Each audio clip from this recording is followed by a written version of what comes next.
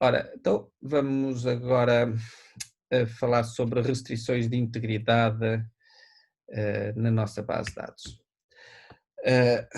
Há aqui um aspecto que é para já fundamental, que é nós queremos que a nossa base de dados só contenha dados válidos. E a base de dados está num estado de integridade se só contém apenas dados válidos. E o nosso objetivo é que a base de dados se mantenha nesse estado de integridade.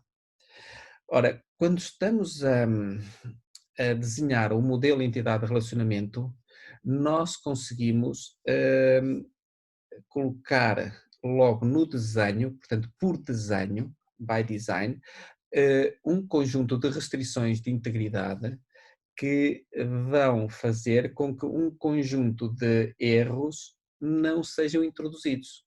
O que é muito interessante, que é desenhando bem o próprio modelo, sem escrever uma única linha de código, estamos a impedir que se introduzam erros ou alguns tipos de erros na nossa base de dados.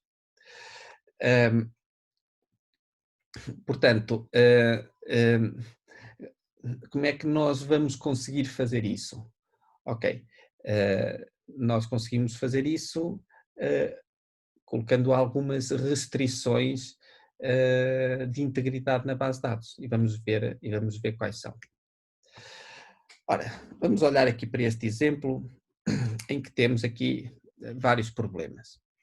Vou começar aqui por este, lá à esquerda, que temos aqui o professor, tem aqui o BI, já sabemos que o BI não devia ser usado como chave primária, mas pronto, mesmo não sendo, os BI já sabemos que devem ser únicos, não é?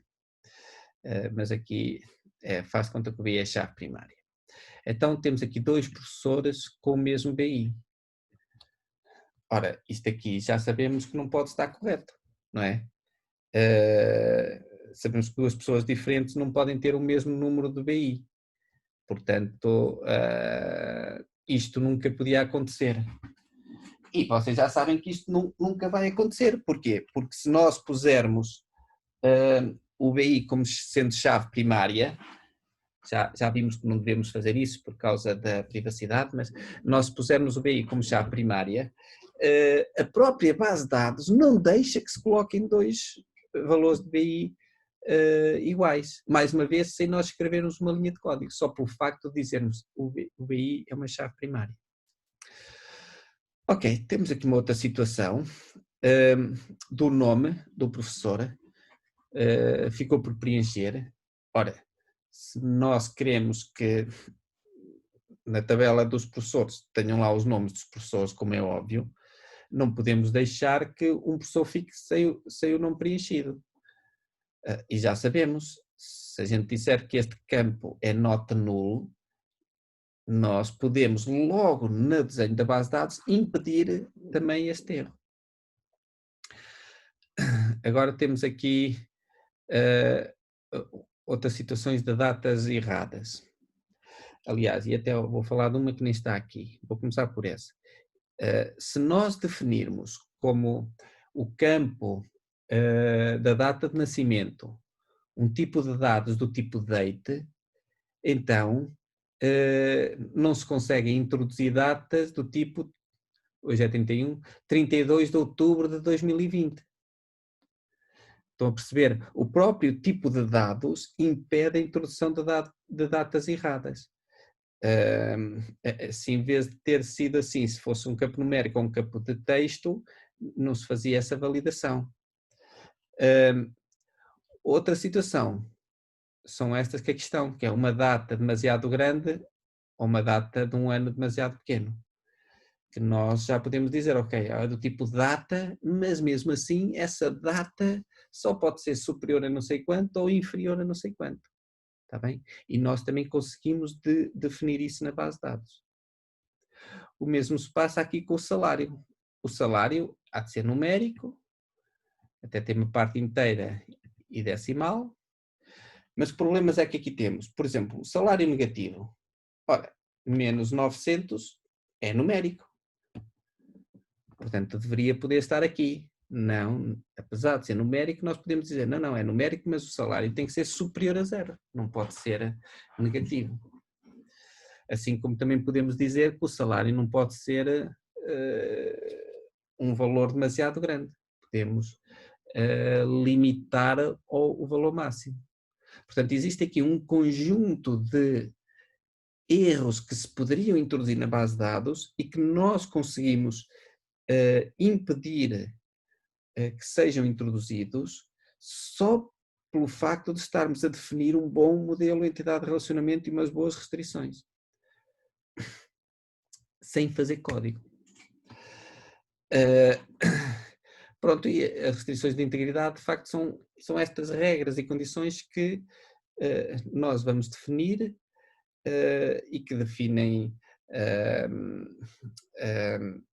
restrições na própria tabela, interrelações entre as tabelas, domínio de dados, limites, tudo isso, e ainda depois outros cálculos complexos, que vão contribuir para a integridade dos dados durante os processos de escrita, portanto são inserts, deletes e updates. Tá bem?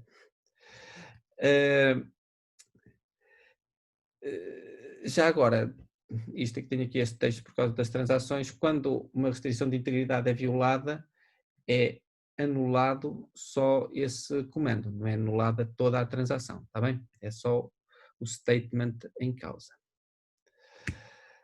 Então, quais são as restrições de integridade que temos que saber? São estas 4. Uma delas é a restrição de integridade de entidade, que é dada pela primary key ou pela restrição unique. A primary key define unicamente cada registro da tabela e não pode ser nulo, nem nenhum dos componentes nulo, não é? A restrição unique já pode ser nulo, a menos que a gente diga que não, mas cada campo que está preenchido tem que ser diferente de todos os outros. A restrição de integridade referencial tem a ver com a chave estrangeira. O que é que diz a chave estrangeira? Que os registros, os valores da chave estrangeira têm que pertencer ao conjunto de valores que estão na chave primária da outra tabela, ou do campo unique, se estiver ligado a esse. Portanto, não se podem introduzir ou alterar para valores que não existam na outra tabela, na chave primária da outra tabela. Por outro lado, também impede que na outra tabela, que é a tabela pai, se apaguem registros, ou se altere o valor, de modo a que na tabela filho fique sem a ligação ou com valores que depois deixem de existir. Portanto, a chave estrangeira não permite isso. Outras restrições de integridade são as de domínio. A de domínio tem a ver com, por um lado, o tipo de dados, se é varchar, se é number, se é date, pronto, e existem outros tipos de dados, CLOB, BLOB, etc. Portanto, para já é o tipo de dados. Dentro do tipo de dados, depois também o seu tamanho, quando é caso disso, por exemplo, a data não tem tamanho, que a gente a defina, mas o tipo de texto tem tamanho, qual é aquele texto, qual é o número máximo de caracteres que pode ter, ou aquele número, no caso do oráculo, quantos dígitos é que vai ter e quantos é que são decimais. Portanto, isso tem a ver com o domínio dos dados. Para além disso, de definir o tipo de dados, também ainda podemos definir se aquele campo é obrigatório ou não. E se,